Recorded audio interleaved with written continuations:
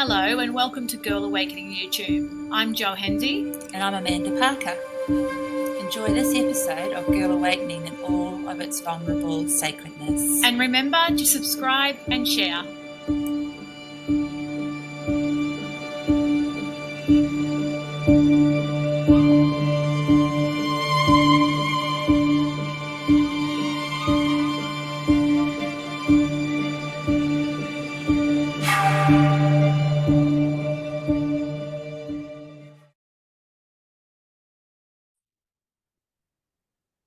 Good morning, Amanda. Good morning, Jo.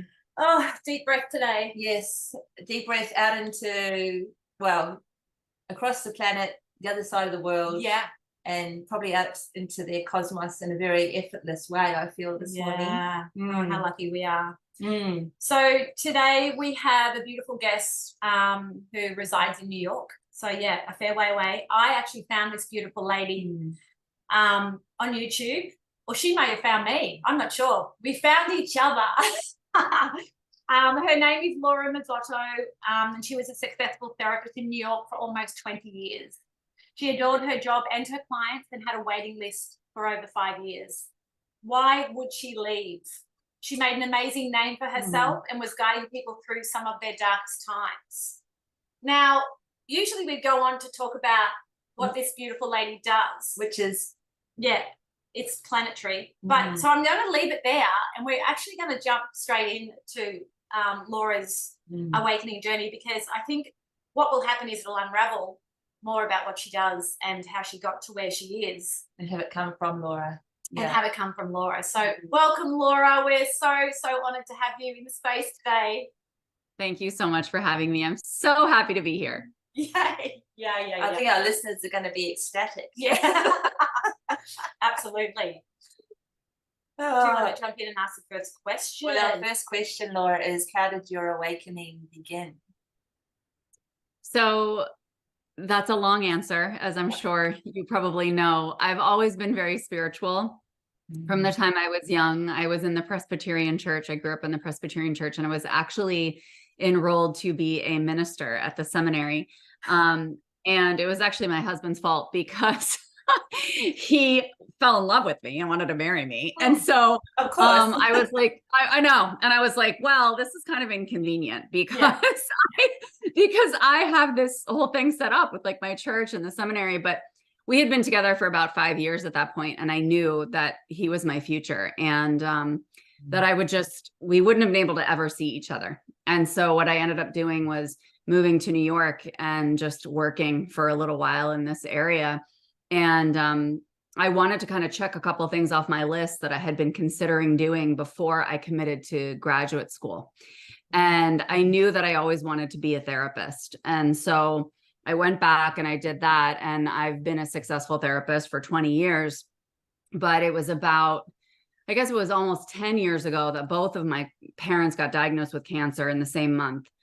And so then my mom had a mastectomy, my father passed away, and then I ended up getting pregnant with my third child, and it was the sickest pregnancy. And so with all of these things that kind of kept adding up, it was so clear that the universe was calling me to kind of slow down, to sit down, and after both my parents got diagnosed and my dad passed, my spirituality took a turn, it kind of came back again. More full force, and it came back more personally, less organized religion, and really more like I want that intimacy, with my soul. And so I started exploring that more. But then about a year after I had my third child, I got sepsis. And when I got to the hospital, the nurse said if I had called 911 30 minutes later, they couldn't have saved me. And I had quite the physical health journey since then. And about a year and a half after sepsis, the doctors looked at me and said, there's nothing else we can do for you, and you're just going to continue to go downhill, and you should consider applying for disability. And it was funny because I'd always been a rule follower. And at that point, there was something in me that I was like, yeah, I definitely don't believe you. And I just don't see that as my life. Like, I just don't see that for myself. I don't. And so I started looking into alternative ways of healing. I became a Reiki master teacher. And I love that. It was very soothing and comforting. But when the Akashic records kind of came across my path, I literally rolled my eyes and I was like, okay, what the hell is this? Right? Like, this is just another modality that they've put a name on. Like, what is this? And, but I just kept getting called to it. And then when I finally started working with the Akashic records, I noticed that when I was in that space, I would have no physical symptoms. And when I would close it, I'd be super energized. And so my husband was like, I have no idea what you're doing or how this works, but all I know is you're so much better. You know, and I went into it for physical healing, but my anxiety went down, my confidence went up, my cognitive clarity was coming back online. And I was like, okay, there's something to this, right? And I noticed that when I wasn't doing it, I would have days that I really wasn't feeling well. And so I just kind of kept following the results because the results were speaking for themselves. Yeah. And then started learning more and more and just became a deeper and deeper believer in the depth of healing that's available to us with working with our soul and working with our energy. And I kind of felt like an idiot because I'm like, I've been a therapist for 20 years, very successfully, and have never accessed the depth of healing that I am experiencing in these modalities. It was wild. Yeah. So then I had to scream it from the rooftops, AKA online social media. It's so coming from such a religious background and then knowing what you know now, like or back then, how did those two, run side by side there?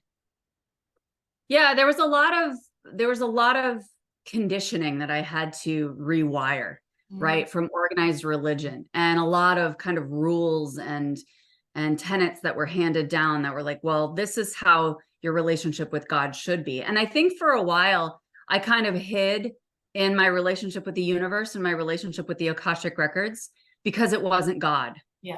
And I think that I definitely had some shame and some resentment and some confusion around that relationship. And so I went through a process of communion with my soul and forgiveness with my soul for some of the choices that it's made, for my lifetime. And I also ended up really intentionally creating my own relationship with God and redefining who God is and who God is to me and what the intimacy of that relationship can offer. And it was unbelievable because I remembered when I started doing that the closest I ever felt to God was when I was camping, when I was a kid, like laying out under the stars, like on the top of my van. I would lay on the top of my van for hours and just stare at the stars. And I would I would talk to God for hours, and I remember I never felt closer to God than in those moments. And so it really highlighted for me how personal and unique this relationship is for each person. So interesting. It's just listening to you. It's like, for me personally, it's been the opposite. I've never been religious, like from a young age. My parents weren't, I wasn't. And it's not until now in my 50s, I've been watching a TV show. I don't know whether you've heard of The Chosen. But it's all about the story of Jesus. And I'm like learning about the Christ consciousness. And I'm like, oh my God, I love this. This is so amazing. It's not limited or anything. It's very broad, but it's so funny that there's so many people that live the opposite way, where they've grown up in this conditioned religious lifestyle, and then they come through. We've had so many women that have come through and come out of the other side. But it's so beautiful hearing you say about the camping thing. I'm about to go camping with my husband, so and that's what we love to do. Oh, I love that. That's going to be so beautiful. Yes. Yeah. So the conversations with God changed. For you. They did. And even I'm glad that you brought up Jesus Christ too, because even with Jesus Christ, because there was a part of me that was almost like rejecting the Christianity piece for a little while. And then I was like, listen, it's not God's fault. It's not Jesus Christ's fault that people have created narratives, or like rules around this or whatever. And I'm like, Jesus Christ was a beautiful, beautiful being and guide, like, and so I read Mary Magdalene Revealed, which is a beautiful book, just to help you understand different aspects of who this ascended master is and how he really, really continues to serve all of us. Absolutely. I'm personally loving the space that is appearing, where we are getting exactly as you described, having to redefine your relationship with God and what was in your soul, your spirit, your heart.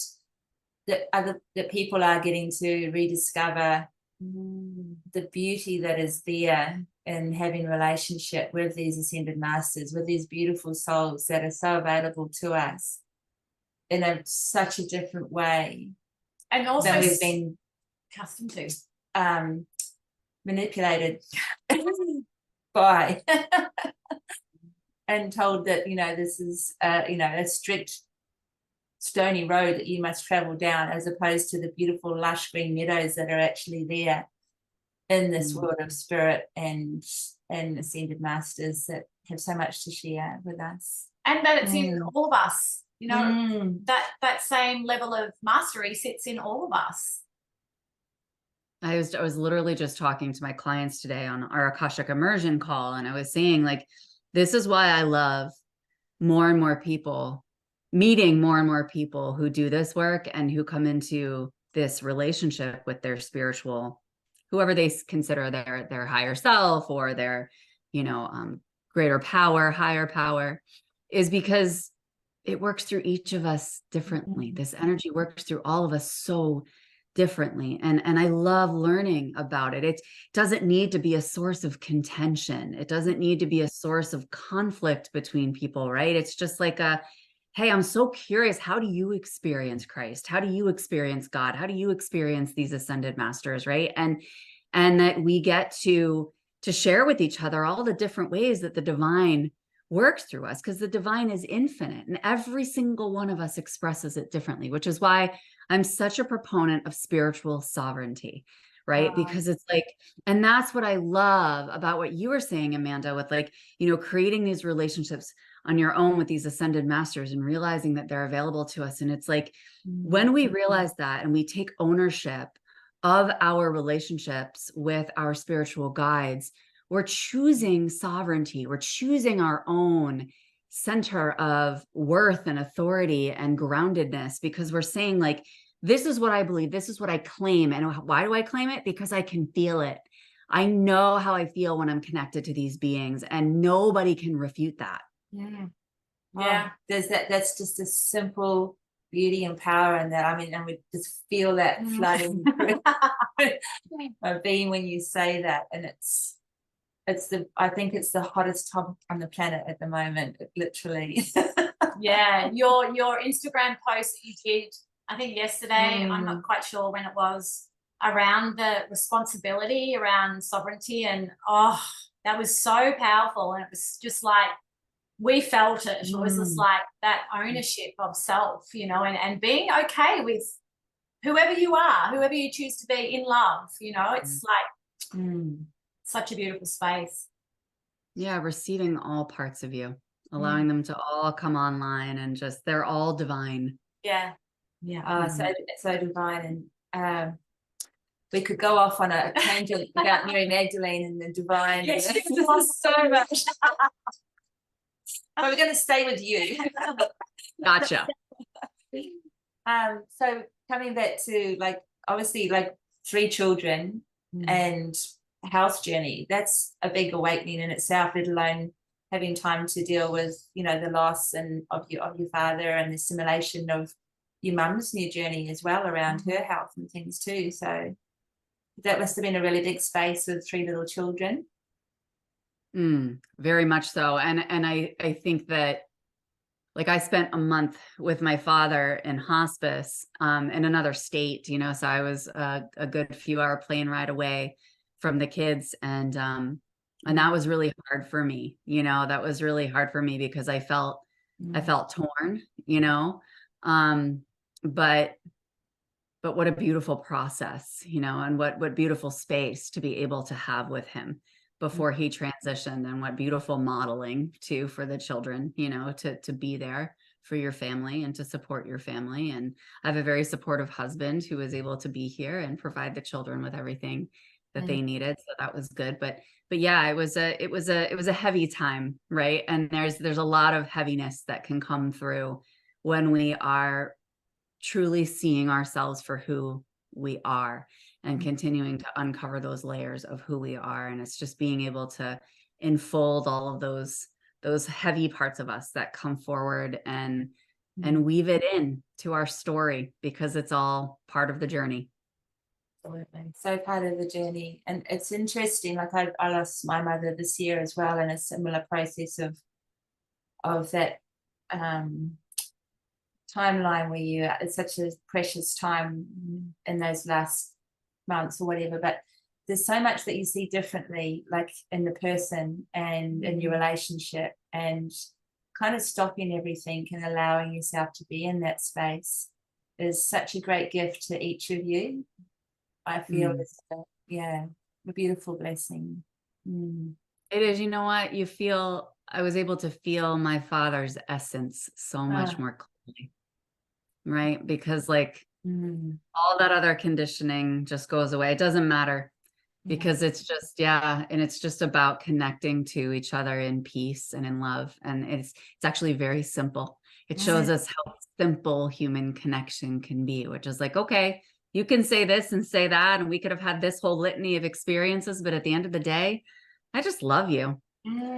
Just love you, and you love me, and connecting in that, there's nothing more intimate. Yeah, that's so Absolutely so beautifully beautiful. said. Yeah. Oh, that's really beautiful. Amazing. So there was the other thing I was thinking, like when you came back with talking around the energy that tapping into the Akashic records gave you. Did that physically transpire into like changes in your body, or like obviously feeling energetically different makes a huge affirmation of, wow, there's something here. But was there physical changes in your body too, with some of your symptoms that were happening?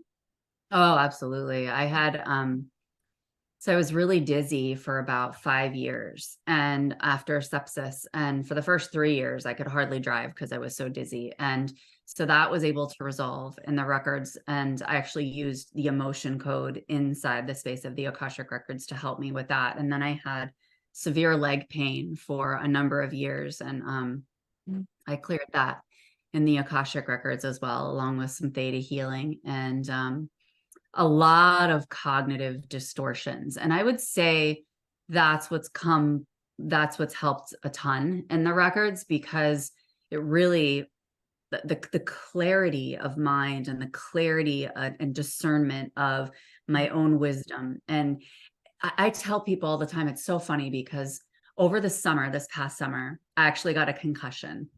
And all these symptoms come in, right? That were very, very similar to after I had sepsis. And so I was thinking to myself, I was like, well, this is interesting, right? Like the universe is presenting me with very similar symptom, very similar symptom mix as when I had sepsis. But yet I'm coming at it from a different level of consciousness, right? Yeah. And I'm coming at it from a completely different space than I did then. And so I have a very different level of trust and belief in what's happening. And it was so funny because literally I get this concussion and I'm going live and I'm saying, I think everybody should hit their head. Like, I really do. It's like, I think everybody should just get knocked out for a period of time. Because they said, this is actually brilliant because the mind is less accessible. Right. Wow. And when the mind is less accessible and less online, you are so tuned in to your essence and to spiritual wisdom because you have less interference. And I was like, this is brilliant because then everybody can, when you do this, you can then really palpably feel how clear this wisdom is. Yeah. Right. And there's no doubt because it's so blatantly obvious. Like your mind is like gone. Right. And you're like, I cannot make sense of anything cognitively, but I am so clear on who I am, on where I'm going and what I want without my mind.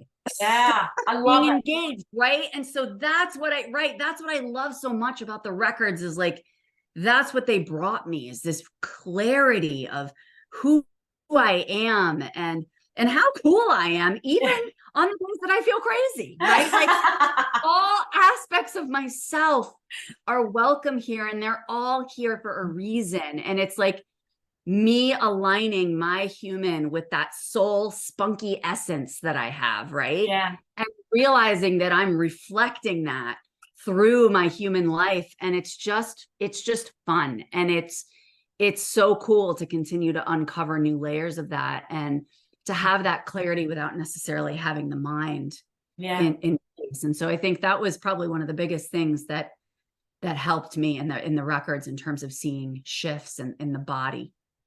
So knocking the sense out of you is actually making a whole new level of clarity for me now. 100%. I was like, dude, I am going to go smack my head on a tree branch again. Like, if I ever start to doubt, I'm just going to be like, let's go for a walk in Washington, D.C. so I can hit my head on a tree like I did last summer. It's funny. I remember walking with my children one time, and I was turning to talk, and I walked smack into a pole, like a power pole thing. And it was like for a minute there, like you said, I just wasn't there. And then I came back and I went, wow, that really hurt. But wow, it felt good to feel something. Wow, it hurts. I just going next level to a concussion, which I've never had. I kind of feel like I want one now. It's so true, though. I'm hearing what you're saying. We've actually been talking a lot about this. Is that the more certain you become, the energy fields that have been sitting with us for years, or the patterns or the conditioning, want to fire up because they're like, hang on a minute, you can't go free. I'm here. You're going to listen, and they all want to try and come in even louder and heavier. So that although we're becoming more aware, we also have to become more conscious of the energy fields that are trying to come in and take us out. The brain patterning. The brain patterning and all the conditions that we're under, which leads us to our next question. So when did you first notice a shift in your thoughts about the world, like the conditioning of the world and the planet? Yeah, I feel, okay, I have a very clear one. I would say it was really around that time that my doctor told me that I was just going to keep getting worse. It had started before that because I had been getting increasingly frustrated with the medical community because of the real disparity in the guidance that I was getting. One person is saying you're fine and you don't need anything, and the other person saying we think you have lymphoma. You know what I mean? And so it's just, that was very frustrating for me because I would wait months and months and months and months for the greatest specialists and get nothing from those appointments, and I'm just like, this is fascinating to me because I grew up very focused on academia and very focused on, getting my degree. I wanted to get my doctorate. Like, I was just very focused on, success equaling academics and intellect, and so when I got those messages from the medical world and that kind of kept building, I started to really question these people that I had always considered as authorities, right? In the medical world. And so I started realizing these people are just humans, right? Like, they're just humans who are giving me an opinion. I don't have to believe that opinion, right? And then when I entered the spiritual world, I was like, wow, I'm somebody who I consider myself a very bright woman, a very well-educated woman who has gone to graduate school and had some very high-level jobs. And yet I come into the spiritual world and I have never met more brilliant people in my life. Yeah. Right? Never met more brilliant people in my life who have awakened parts of me and helped me see layers of me that I'm like, holy crap, you are brilliant. You know what I mean? And like, some of these people haven't even gotten through high school. Yeah. Some of these people, and so that's what made me start shifting that narrative as well, was like, this is so ridiculous. Yeah. Why do we put so much emphasis on this? And like, even looking at my own kids and just, my oldest is so driven academically, and God bless her, right? That's her choice. But I'm telling her all the time, I'm like, take a day off and chill and just, who cares? Go get a damn C, please. Yes. I would love it. Let's shake up the formula, because like I said, I just want you to be happy. And so it's just realizing what's important. And like I'm doing, I wrote the book Holistic Mental Health. That's a collaborative book project. I'm doing volume 2. My mother is doing a chapter in volume 2. Oh, And she said to me, and I was like so eager to have her part of it, just to get her published and, you know, have her words and her story out there. And she just kept saying to me, Laura, who am I to share this wisdom? Like, I'm not a professional in this. You know, she was a teacher her whole life. And I said, Mom, I'm like, this is what we want to get back to, is that it takes a village. This is, again, that societal narrative, right? We used to rely on our grandmother's wisdom, right? And teaching us how to cook and to interact and to all of that. And we got away from that. And we've relied so much on what we read and what we collect outside of us. But what about that woman's deep wisdom that's just innate within her, right? yeah. And I said, you have 75 years of lived experience. Yeah. You are a walking vibration of joy. Do you know how much you have to offer?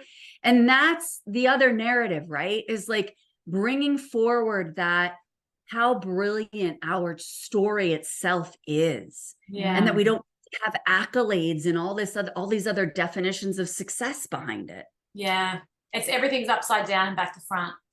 Yep. Yeah. Wow. Yeah, that's so beautiful. I love that you're giving space for your mother to share, because we just both feel like everyone should write a book, you know, whether it's their life memories or whether it's a bit of fiction or whatever, just that process of what can be allowed to be expressed when they, you know, stop and just let it all come out and trigger that innate wisdom that's just sitting there and so suppressed often because we don't believe in ourselves or we don't believe we have anything to offer. Absolutely. Absolutely. And that's another part of the sovereignty, like taking ownership of your lived experience and how wildly valuable that is. Yeah. Yeah, wildly valuable. Yeah. And intimate. It's so intimate. Yeah. Absolutely. Absolutely. And we recently had our one and only man on Girl Awakening, which is Joe's husband, and we talked around it was very fun. Yeah. Around men's shadow aspects and things, and one of the things that came up was intimacy and how that does and doesn't happen, and we've lost connection with what being intimate really means. Like, it really excites me when you say just what you said, like wildly valuable and sharing our stories or communicating or, you know, allowing what's inside of ourselves to be seen. That is intimacy, isn't it? Just so precious and so pure. And that's what, it's so funny that you say that, because that's been very close to my heart. My word for 2022 was intimacy. And I said, like, my definition of success, my definition of wealth is intimacy and spaciousness.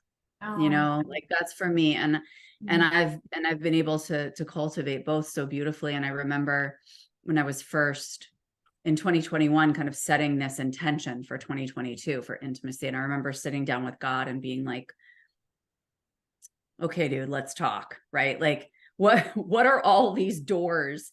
I keep going to all of these intimacy doors in my life. And I have so much intimacy, but it's kind of like pieced together, right? And I'm like, what is this about? You know, why does it feel like these doors just not getting to that level of like craving that I have for intimacy? And it was really, the answer was not just intimacy with myself and all parts of myself and deepening that, but also deepening my intimacy and relationship with God, right? And really making that my absolute number one relationship.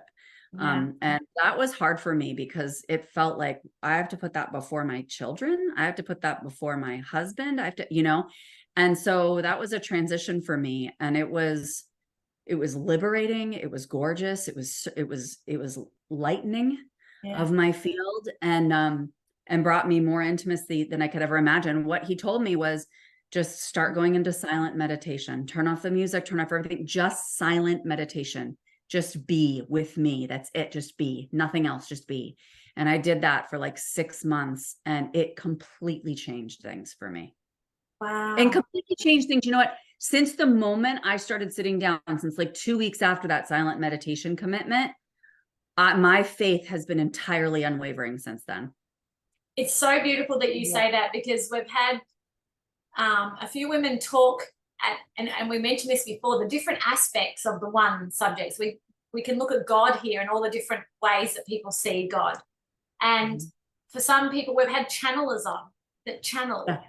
And once they've had that experience of the channel, there's this overwhelming certainty and unwavering certainty that of love and intimacy, you know, that they have. That connection is to source is just there. And you can feel that. You can feel that. And I can feel that with you. It's powerful and strong, but soft and gentle and loving.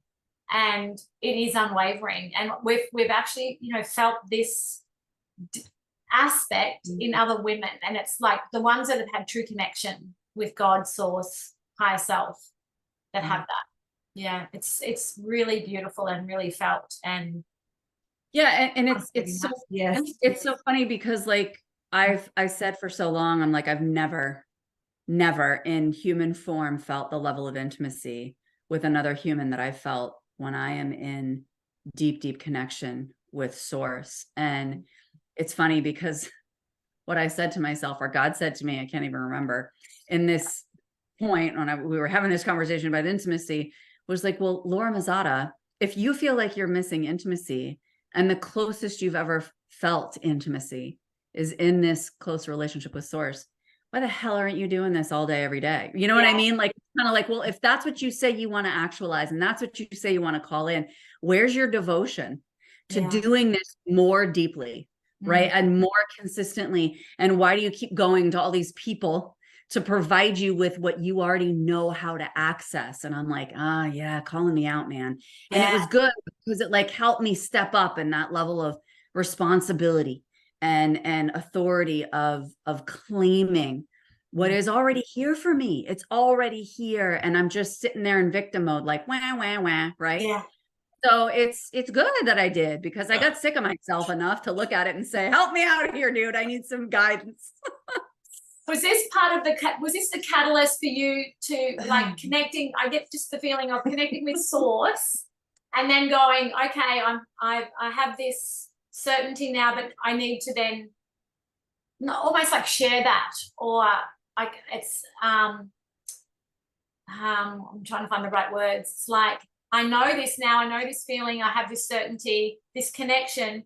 Now I want to show others how to do this, or now I want to share this. Was that part of that? Did you get that through that, or was it? I mean, I think for me, that was more at the beginning when I was channeling the Akashic Records, and I was channeling that and seeing how much of a difference it made, and realizing where I had been people pleasing and putting everybody else before myself, and, you know, taking really, really good care of myself, but not at the level of depth that I really needed. Like I was doing it, but it was less immersive than it needed to be. And so what I was originally, the original reason I wanted to scream this from the rooftops about the Akashic Records was because I was like, dude, don't be Laura Mazzotta and get smacked in the head by sepsis or a tree branch, to wake up and realize that like, there's so much more available to you. And there's so much of you that you have not yet seen, and you're magnificent. And I want you to choose that without having to choose it because something has happened. Right.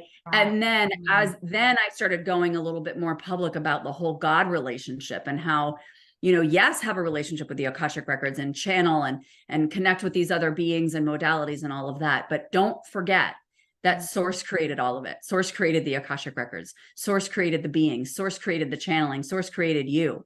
Right. And don't allow yourself to keep yourself small in these universal spaces because you're afraid of the power that comes when you merge with source, because that is immense. And when we're talking about empowerment and really coming into your own voice and your boldness unapologetically, that's source energy. You feel, I just feel like fire ripping through you when you say that. We've been talking about this because we've literally 70 plus women, and they've all had, you know, different aspects of this. And I said to Matt, we were talking about this because we walk every morning as well, super early, and we were feeling how it's amazing because everybody's awakening, but there is a field of limitedness in that. Even though we're talking these incredible women that are doing amazing things, but you can feel that even in their awakening, there's a little part of limiting themselves. I'm hearing what you're saying in all the modalities, you know. And this is where we feel so grateful because we get to sit with all of the aspects, and we're then going, wow, how have I been limiting myself in this area or this area or this area, when we can have a little piece of everything and be connected fully to it all and utilize it all. Yeah. It's exactly what you just said. It's so beautiful and so powerful. And I'm just really grateful to your husband for falling in love with you and pulling you out of the seminary, because now you get to be, you know, sharing this message in like just a fully unlimited space way. Well, that's what yeah. I laughed so hard because I'm like, all right, this is so funny. Like, I started out with wanting to go into the seminary and be a minister. Then I was a therapist, and now I'm coming back to like preaching, right? Yeah. And what's even better though is now I can preach and curse at the same time, right? Excellent. Whereas before, if I was a minister in the Presbyterian Church, I can't be dropping F-bombs in the pulpit, right? So like, I was like, this is actually so much better because I can curse and be myself and still serve God. This is great. Oh, you got 3 kids that can give you hugs, and you know. I know, exactly. Wow. The husband that can say, honey, I'm proud of you. Now what's for dinner? Right. Oh, he's the cook. Excellent. Even better. Wow. You are a powerful creator. I really am. That's so beautiful. Do you ever have moments, and you know, we don't really like to go backwards, but do you ever have moments and think, wow, what kind of mum would have I been if I had stayed there? Well, she wouldn't be a mum. Oh, yeah, of course. You would have been a mother of the flock, but not of the. Yeah. Yeah, like if I hadn't awakened, you mean? Well, yeah. If you hadn't have like taken the course that you have taken, you know, because I know that I think now, like, because I just hearing what you're saying, we're evolving all the time. We don't ever get to a part where it's just like, oh my God, I'm here. It's like every day I'm still learning so much about myself. And even as a mother, I think that would be one of the biggest areas that I'm learning so much about myself in, and how I can like unhook myself and my child in a new way in each moment. And I always think, wow, how I made that decision even a year ago, I wouldn't make now. Oh, absolutely. It's so funny because like I had my oldest is 16. And so I had her before this big awakening. Right. And my son, I had him before that as well. And I was always, like I said, I've always been spiritual. So I always kind of communicated that with them and was very open about that. But I wasn't it wasn't my lifestyle like it has been for the past, you know, almost 10 years at this point. And so it's just very interesting because to see the differences in my children, like my third child, when she was born, I was full on into this, and I've already attuned her in Reiki. Like she is a healer. She is unbelievable. Her intuition is unbelievable. So it's wild. And my other 2 were intuitive as well. And what's cool is the vocabulary that they've developed around this, right? And the way that they witness themselves and their interactions with peers in ways that are just way beyond their years. And we can say this about a lot of children, right? We can say this about a lot of kids, that they're way beyond their years. But I think that, you know, being able to be so humble as a parent and just really being able to be so transparent about my own journey and everything that they witnessed in me, being so sick. You know, I was very, very sick, and I had a lot of guilt around that for a while. And it was very important for me to process like some level of detachment from their journey, because there were a few times over the course of this period of time that I didn't know if I was going to make it. And so I needed to be at this point where I needed to deepen my faith in them. And that's what was going to serve them more than anything, right? Worrying about them was not helpful. It was more like their souls signed up for this journey, wherever it's leading, you know, their souls signed up for this, and I trust them, and I trust their resilience, and I trust that their souls are absolutely going to fulfill what they're meant to in this lifetime, whether I'm here or I'm not here. And I needed to kind of detach myself from that and really deepen my faith in their sovereignty. You know, and that honestly was a huge gift, because it really allows me to be a support for them and a rock for them, but they do their own thing. They're very independent, yet very, very wise and very sensitive and connected to us as a family, but also just to their own wisdom and their own guidance. And my daughter just gave a speech at her Sweet 16. And that's one of the things she said is she was like, I definitely would have burnt out by now if it weren't for you, Mom. Cause you know, but she said, what I love about you most is that you guide me, but you always allow me to, and trust me to make my own choices and to really rely on my own wisdom, you know? And so, yeah, it's just beautiful, because you can always look back and say, oh man, I wish I had awakened like this before I had all three of them. You know what I mean? But it's all happened the way it's meant to, you know? And it's been beautiful for them in different ways to witness my process and how I've shifted too, you know, and just been really, really frank about the shadows that come up for me, you know, and just, I don't like to view them as children. I like to view them as really, really wise. I don't care how old they are. I don't care how old anybody is, right? Like we're all absolutely brilliant and have something to offer each other. I think it's so powerful for our listeners to hear that, because I think first of all, we have a lot of mums that listen, and that there's that fear of stepping that line where it's like not, you can let go, you know, I love how you said, I don't view them as children, because I'm saying we're the same. We don't view them as children. We view them as beings. And I have a daughter who lives in Japan, and she's just taught me so much about myself in the last year, because I've let go of the having to be the parent and allowing her just to share wherever she needs to share and totally being okay with it. And I think a lot of parents view that as, oh, but what if, you know, I stop doing that? They'll hurt themselves, or this, or they'll do that. Well, you know, the gift is in the letting go. It's not the holding on. It's like the magic starts to happen in these beautiful beings when you actually fully, you know, surrender to being the parent. 100%. And I think what comes up when you're saying that too is this concept of the roles that we take on in this human life, right? Roles are defined by human beings, right? There are no roles given to us by God, you know? And so it's like, I deal with this a lot with my adult clients who are really working through their relationships with their parents, you know? And it's like really being able to separate the roles. Like if you didn't see them as your mother and father, how would you interact with them?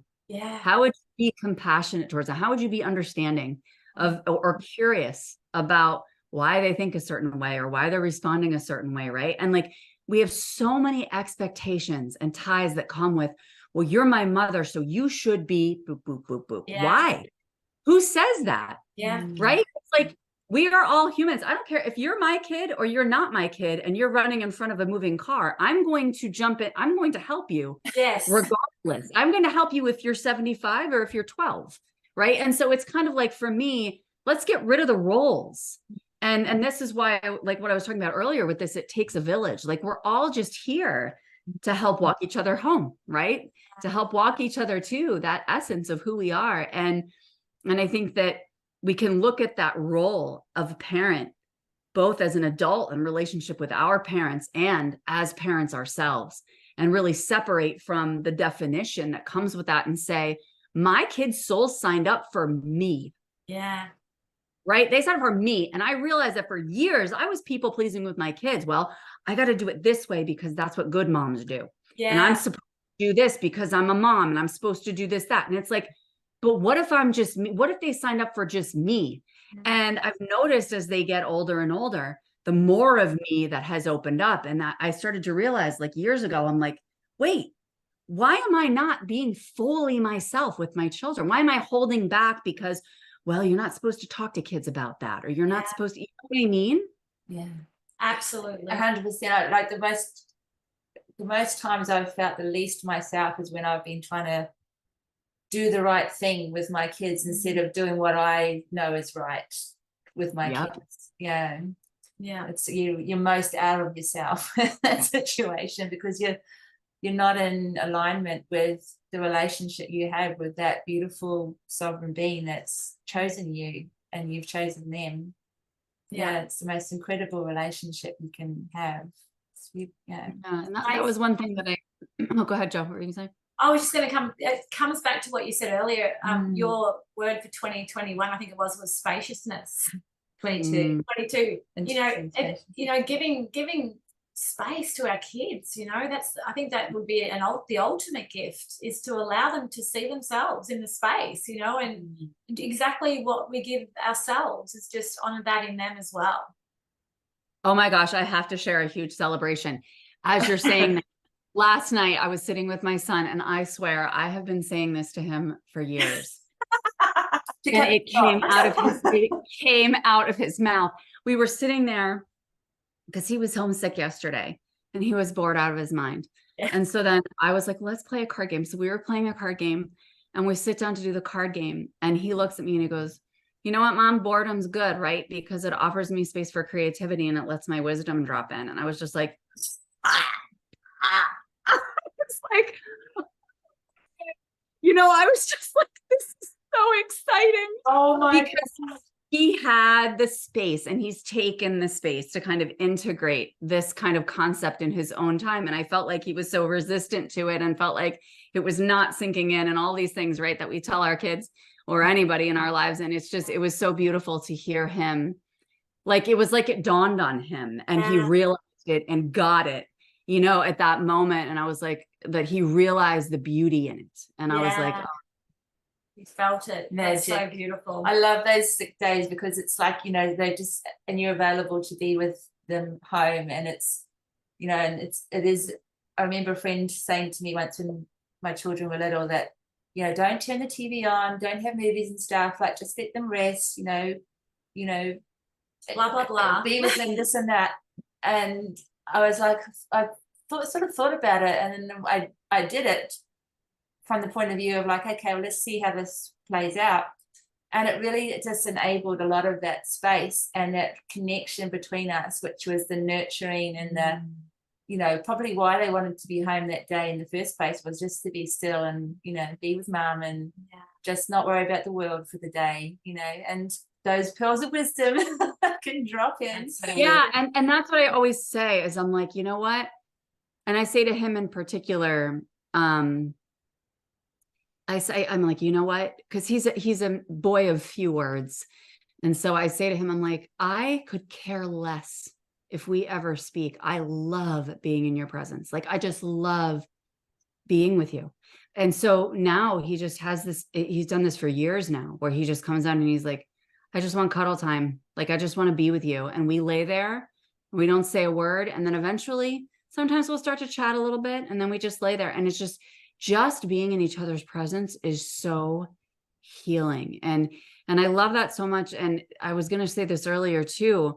That's one of the things that I've kind of deconditioned from being a therapist, a traditional therapist as well, is like all these rules that they give you around don't share this. And then if somebody says this, you need to ask these questions. And then you need to make sure that this gets done and all of this. And I just realized how many restrictions were put on just being present with another human. Like, let my energy feel your energy. Let your energy feel my energy. And the exchange of those fields is what's going to create magic between us and clarity. And, you know, and I just, that's where we need to come from when we're in relationship in any form. Absolutely. Yeah. You really feel that. You can really feel that. Yeah. It's an equal space. There's no good, there's no one less or more. It's a beautiful receivership. Well, we talk a lot when we're walking in the mornings, and sometimes we occasionally run out of things to say. And there's Very a little, rarely. yeah, there's a little moment of silence. And then one of us usually starts laughing. Because it's like, it's just fun being together, you know. And I think we try to fill the spaces too much with stuff, you know, and like that energy field that is there, if we allow it in, is that magic. Yeah. And the, you know, the opening to all those things that we've forgotten to do, the telepathy and, you know, the connection with the signs that we see when we look at someone's face, or we see how their body is, or, you know, Which is love it. so perfect for our next question. And we have Yes. talked a little bit about this, but what kind of things have happened or are happening to you and for you when you started to open up your space? Yeah. So, I mean, sepsis happened for me. I'm so grateful for sepsis. Yeah. It changed my life. And I'm so grateful for some of the shifts that have happened in my relationship with my husband as well, because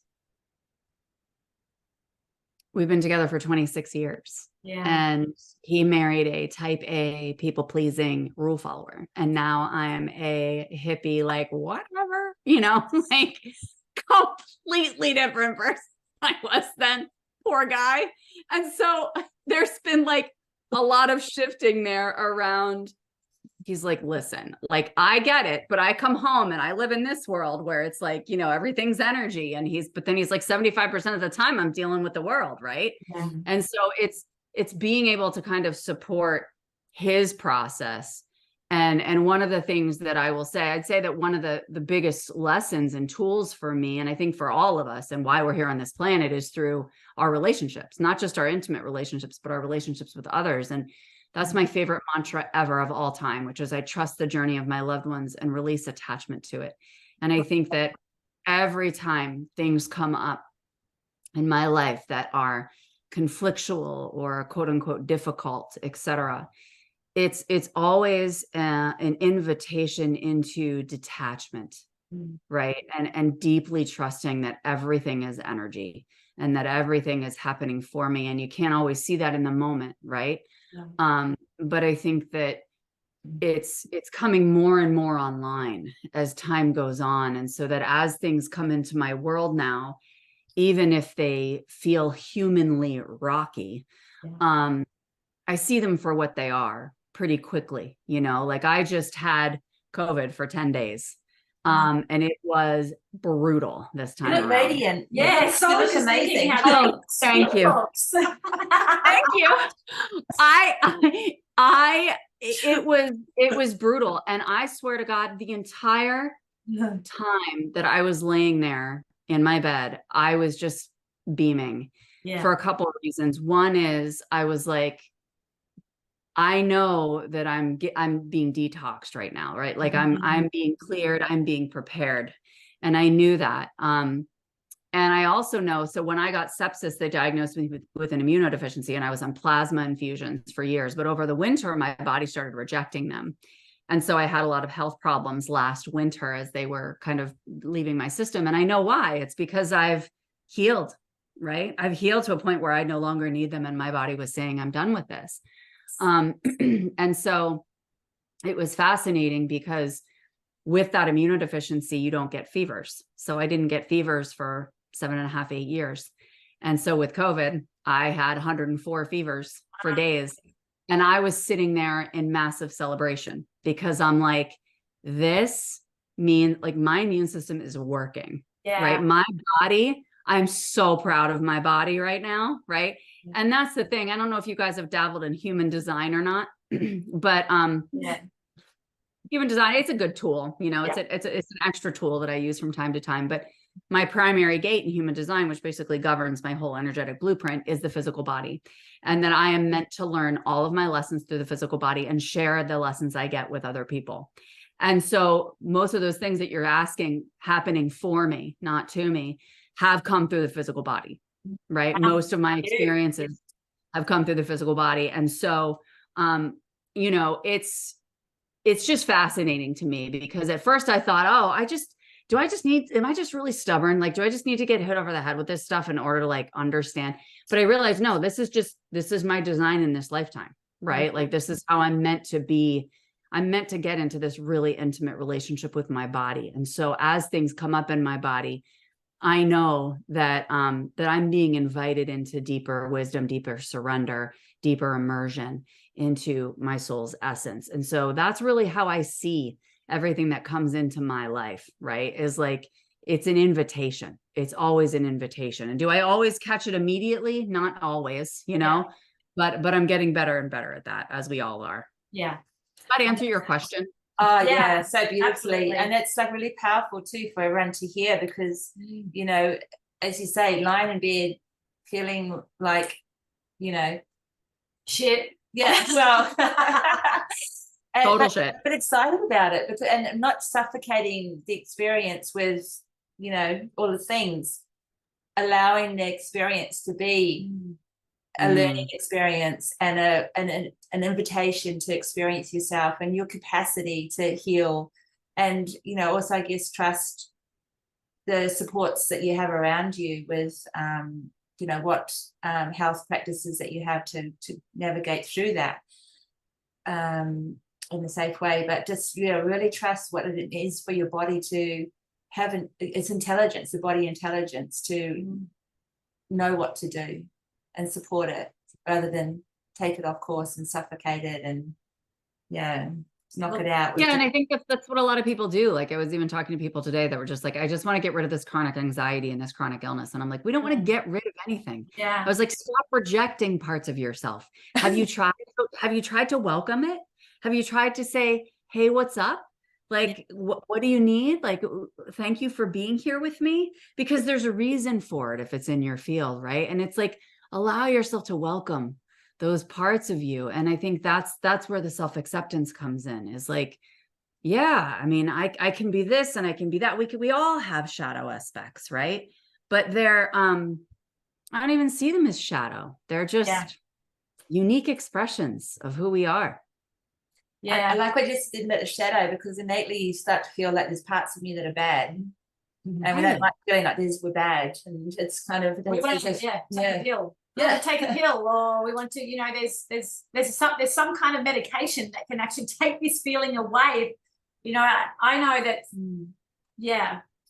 We don't like feeling. I think the part of, you know, dealing with our shadows, which is a healthy thing you were just sharing, to go stop rejecting a part of yourself.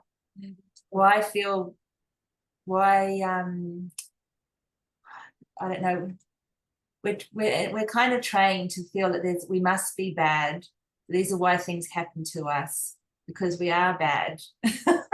And we have to work really hard at being good.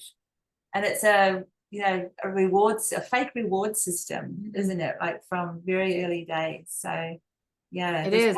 We're meant to see all parts of ourselves, you know, like we're meant to hold all parts of ourselves in love and patience and compassion and grace. Yeah, we do that for people around us, you know, let's do it for ourselves. Yeah, great point. Okay, is there anything that you've had to give up along the way? My control. Just that small thing. Yeah, just like some human control. My agenda, you know, like, this is what I'm gonna do and this is how I'm gonna do it. Yeah, I had to give up my agenda. I've had to give up my my ideas of like what other people are supposed to be doing. Yeah. Right? Like, come on, dude. They're allowed to they get to do whatever they want to do. They get to be whoever they want to be, you know? And, you know, I think for a period of time, I feel like there's lots of layers of ego that have been shed, obviously, and parts of me and layers of me that have been shed. So like, for a long, long time, I thought that I was an introvert, and I labeled myself as that. And I would take the Myers-Briggs personality inventory, and I'd always end up at like 92% introverted, right? Don't talk to me. I'm good, you know? And then it was funny because I started running my retreats, And I left like 5 days off afterwards because I was like, I'm going to need to rest after this social experience. And what I found was that like I come back from that and I was energized because I was with my soul tribe, and I'm like, so that's another thing I've released is labels, labels of myself, labels of other people. Like I used to use terms that, of course, I learned as a therapist, narcissism, you know, diagnoses, disorders, things like that, like labels of any kind, you know. No, I'm just contributing to a pattern if I'm believing that person identifies in that way, right? And so I think it's releasing that and releasing the permanence of anything. Nothing is permanent, right? Everything's always moving. And I think that that's part of, you know, releasing the control, but also just deepening my trust in the universe and the divine plan. And so I think that there needed to be a lot of releasing of belief systems that were keeping me in this space of really stuck in the mind, like being stuck in the mind a lot and trying to make sense of things and really being able to say, I'm okay with not knowing. I'm okay with not knowing. I'm okay with never being enlightened. I'm okay with not being healthy if I'm not meant to be, right? Like surrendering absolutely all of it to source. And I think that I needed to let go of this need to grip on to survival and this need to grip on to connection and love and all of it, and just be like, yeah, no, you know, I'm meant to be guided. Well, anything other than that is entrapment, isn't it? Really. It's interesting. Yeah. Expectation. The word expectation kept coming up for me too. Just, you know, where it's almost like a patterned thing in us to expect something. What's next? What's next? Yeah. Exactly. And it's like, right, just like being in the present moment, like releasing the agenda, not just for myself, but for other people, including my children. Yeah. Right. And just being like, and releasing attachments to everyone and everything, you know, in a way that, like, obviously that's going to be an unfolding. It's not like I've perfected that. None of us have, but it's like, you know, this unfolding process of releasing attachments and just being like, I get to love you and support you at the deepest level without being attached to how you feel or your outcome or your journey or your process or any of it. Yeah. And it's quite a big one, like, because even like I'm a therapist as well, and like as part of my description or whatever label, but and what would have called you to the seminary and, you know, into that role as a therapist is that nurturing part of yourself and that mothering aspect, and releasing attachment into that space is a really big one. Absolutely. Because when I first started as a therapist, I was definitely in savior mentality. Absolutely. When I first started, you know, until I started realizing what that was and how that was presenting, you know, because and that was really a reflection of my own stuff that I wanted to save myself, you know? And so it wasn't about saving anyone. It's not about me. That's another thing I had to release. None of this has anything to do with me. I am like massively magnificent and relevant at the same time that I'm completely irrelevant. Yeah. Right. And so it's like, I mean, it's coming through me. It's not me.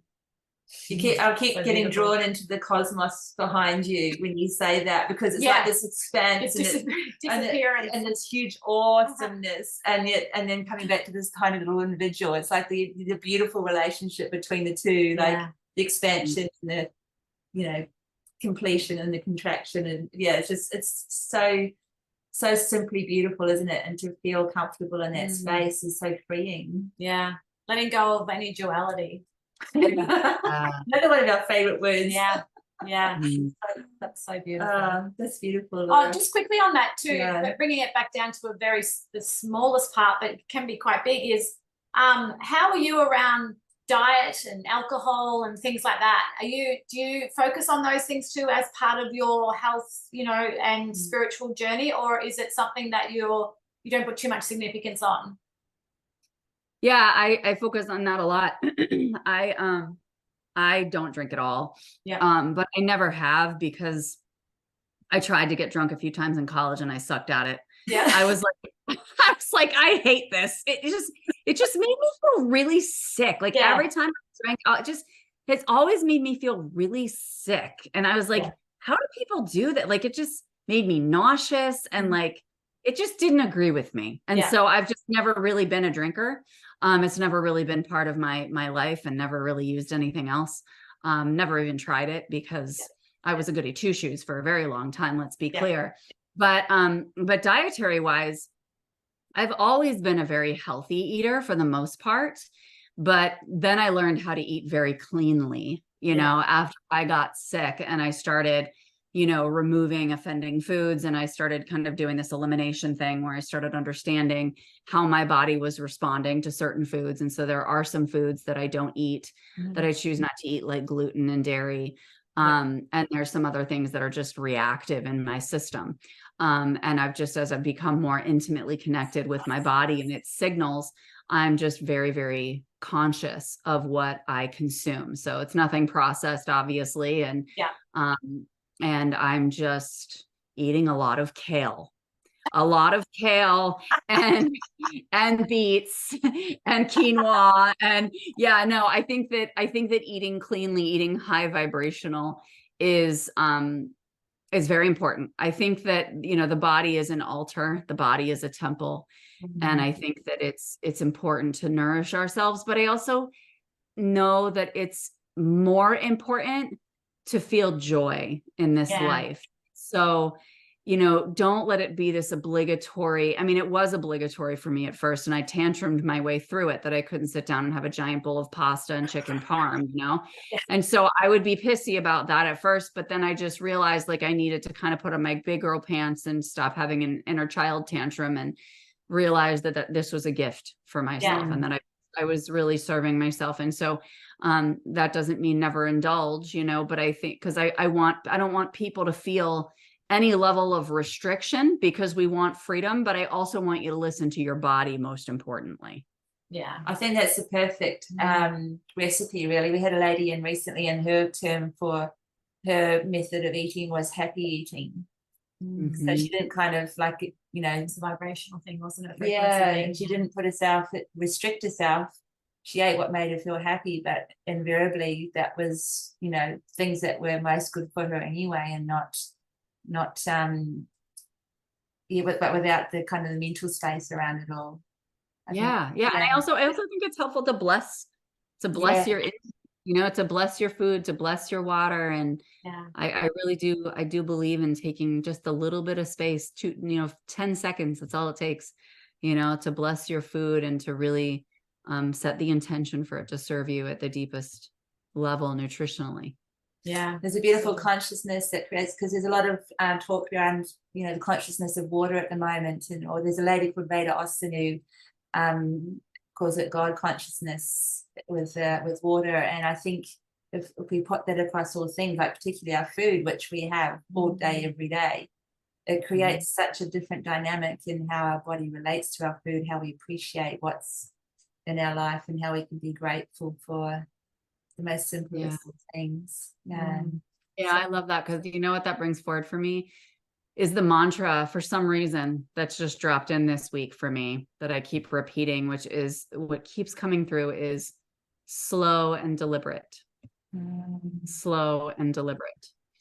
Just in everything that I'm doing, whether we're talking about eating, whether we're talking, you know, just slow and deliberate. And I love that, because it really, the more that we slow down with, that was one of the first things that I shifted from a dietary perspective, was just chewing my food more before I swallow. Like, that's the first step in digestion, right?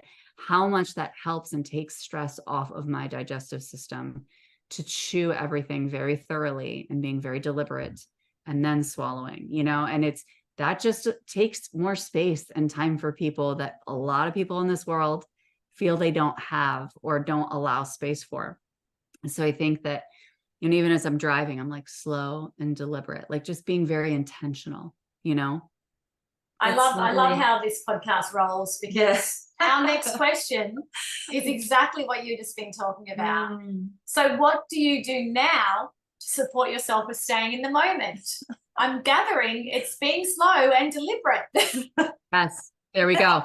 Presence, you know, for me, it's nature. You know, nature is one of the things that helps me a lot with presence. My children help me a lot with presence as well. For me, it's about inviting God into the small moments, you know, because I think that a lot of times we invite God into the moments when we are a hot mess or when we want direction, you know, and so it's just inviting God into all those small moments and allowing yourself to be led rather than making, you know, conscious choice all the time is one. But for me, channeling is a big one, you know, that I do for myself, that if I don't channel for a few days, I can feel it. You know, it affects my clarity, it affects my mood, it affects my my body for sure. So channeling is a big one for me. But I have to say, the one thing that always brings me into alignment and brings me into that presence and immediately connects me is chanting. I love chanting so much. It is wild how impactful it is for me. It's like anesthesia. Like I start to chant and I am gone. I am in another consciousness. I am in another dimension. My entire body is numb. It is wild how effective chant. I had no idea, but this just like arrived in my field, you know, years ago. And it's just like the biggest, most beautiful gift. It really is. And is it a particular like phrase or words that you have? I just go with whatever drops in. I mean, I know a lot of chants at this point. And so I'll just be walking through my day or just doing something and a chant will just start to show up. And then I just start to chant. And so I just go with whatever they bring me. Yeah, such a high Sometimes, like the other, it is, it's unbelievable. And it bypasses the mind because your mind has no idea what it means. Right. And so it goes straight to the core, straight to the energy, straight to the essence, straight to the body. And it tunes you immediately. And sometimes it'll end up being light language, but most of the time it's chanting. But the other day I started chanting an Akashic immersion and it turned into light language. So I just kind of let whatever's meant to come through. Beautiful. Oh my God, that's so beautiful. I love that. Do you record your chanting? I do. I have a Facebook group called the Expansion Portal, and I have a chanting. I actually have like a chanting. It's kind of like, I don't know if it was a masterclass or what that I did in there. And people are obsessed with this chanting masterclass. They're like, I am obsessed with this. Like, I just feel like you're giving me a big hug and I just love it, you know? And, I need to do it more often, like publicly, you know, because that I do for myself a lot. And I just got myself a Shruti box. So I just started chanting with my Shruti box. And I did a reel on that on Instagram where I just did a little bit of chanting there. But yeah, it's so intimate. I think that's why I just do it for myself most of the time. And I do it with my clients a lot, but I haven't done a ton of public videos on it. So maybe that's something I can add to my list. Yeah. Your repertoire. Yeah, absolutely. Who knows what might come through. Right. We are at the end. We're in our last question, which is a big one. How do you see the world through Laura's eyes now? I see the world in need of love, and I see the world waking up at the same time. I see a lot of people tantruming out their ego layers and not realizing that that's what they're doing. But I see a lot of players releasing right now. And I think that there's a lot of people who feel in chaos and upheaval because of that. But it's truly a gift, right? Because what's happening is their awareness is opening. And I do see that globally. I do see awareness opening, but I think that with awareness opening, and my husband even said this in his process, he's like, I feel like my awareness is opening, but when that happens, I see so much more. And sometimes that's hard because I can see and feel people's pain. I can feel their sadness in ways that I didn't before. And so I think that is a good reflection of what's happening globally as well, right? seeing each other's pain. And I think reacting to that from conditioning and from the mind and from the nervous system, rather than realizing the role that we can all play in guiding ourselves compassionately through that, you know? And so it's bringing love to that and realizing that there's really only love and fear in this universe. And everything else is a spectrum of that. And if we could just continue to keep choosing and reminding ourselves to choose love and the fact that we are all reflecting to each other. And as we each take our own responsibility and ownership for what we're reflecting and what's being reflected to us, we model that for other people. Wow. So beautifully said. Yeah. Did that answer your question? Yeah. Because I think when you said the duality of love and fear, it really brings it into a very clear space of the choice is simple, isn't it? Really. And if you choose love, everything else just disappears immediately. And it's about staying and like using the tools like the chanting to help you stay in that space of love and not be distracted or pulled out into the fear or the tensions or the games that are waiting. Yeah. That's really and inviting it in too, you know, like there's so many people that I meet with who have had a litany of trauma, you know, and things that they're very in upheaval about. And it's being able to say, it's like all of you is welcome here. All of you is welcome. All of the torturous stuff that you feel you're experiencing, just allow it to be seen. It needs to be seen. And I think that's what's happening right now is there's a lot of inner child tantruming going on in the world. And a lot of that is coming up to be seen. Yeah. And it's not necessarily pretty all the time, but it's also being able to say, I see you and you're welcome here at the same time. Like I'm compassionate and I'm holding you through that. But I'm not going to let my faith waver. Yeah. You know, my faith will not waver because I believe in the evolution of humanity and I believe in the expansion of the planet and of the universe and continuing to hold that position regardless and knowing that people are waking up and that this is part of the shedding and it's uncomfortable and it sucks and it's miserable sometimes. But it's also, I mean, I want to say beautiful, but I'm sure some people would probably rake me over the coals for saying that, but I do think it is. Well, it's perfect, isn't it? It's all happening for us and possibly by us, you know, for the evolution of consciousness. And I think that's where we're at right now. It's like if we can have that mindset, which that's our mantra, everything's happening for us, which you've brought up many times throughout the podcast, which is so beautiful. And I think the more of us that understand that and truly take that on, I think, you know, the planet will start to embrace more of the love, hopefully. Yeah, absolutely. I think what you just also shared is that if we anchor that love into ourselves, that we are able to, you know, extend a hand to others around us without feeling that we're falling off our chair or, you know, stepping off our path. It's not a sacrifice, you know. Right.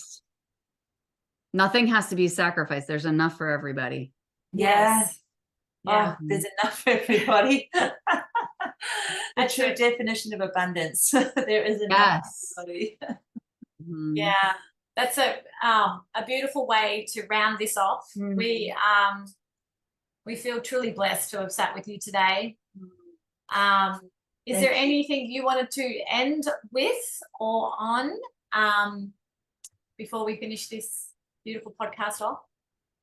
I would just say, I just encourage you to open up space, you know, like open up a little bit of space for yourself. If you're listening and you're like, I don't even know where to begin. This is like so far beyond where I am, or I don't know where to start. Like just opening up the littlest bit of space intentionally, even if you're like, well, I already have space. Okay. But open up intentional space just to be. I don't care if you eat chocolate the entire 10 minutes. Okay. Like just open up that space for you to just experience yourself for a short period of time. It could be a minute, right? But it's just when we communicate to the universe that we're being intentional about opening space for ourselves, more space will open. And the more space that opens, the more energy can move, the more creativity can come forward, and the more easily you can move with clarity into your next right steps. So beautiful. So beautiful. Thank you. Thank you. Thank you so much, Laura. It's been, it's been really beautiful.